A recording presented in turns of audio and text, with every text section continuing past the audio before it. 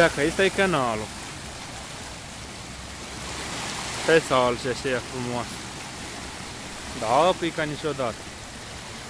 Prinde-n cadru sau trec lângă tine. Ne deplasăm încet la deal. Mălui adânc, intrăm până aproape la genunchi. Apa curge ghinii.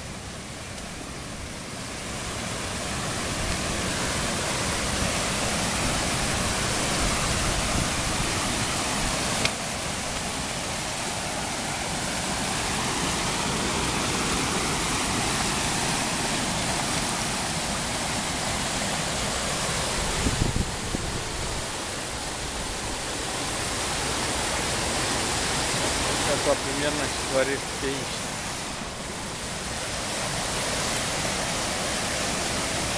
Apa de-am scăzut, curge tubul aproape era plin.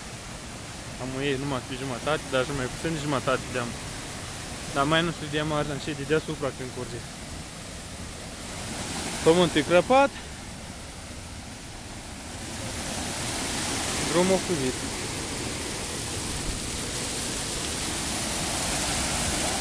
Ia ca drumul era până acolo, așa.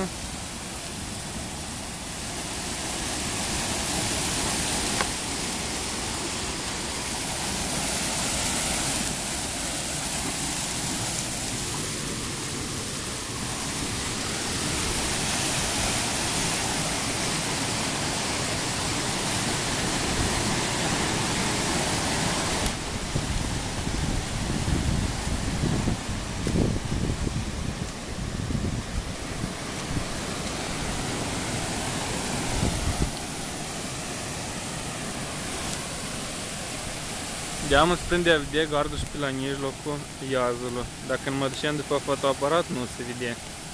Se vedea numai asta de marginal, dacă se vedea numai 1, 2, 3 șpalere. Copac, cum ieșea din arbor, deam îți prinde a vedea gardul.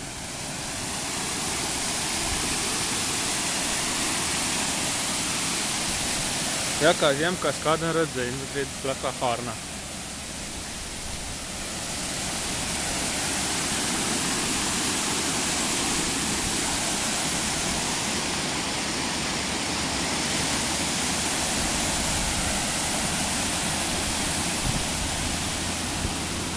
Când m-am pornit după fotoaparat, nu se vedea tubul. Apa era, dar вообще nici cochileți nu se vedea numai cochileți ce numai rândul de deasupra. Atâta apă era.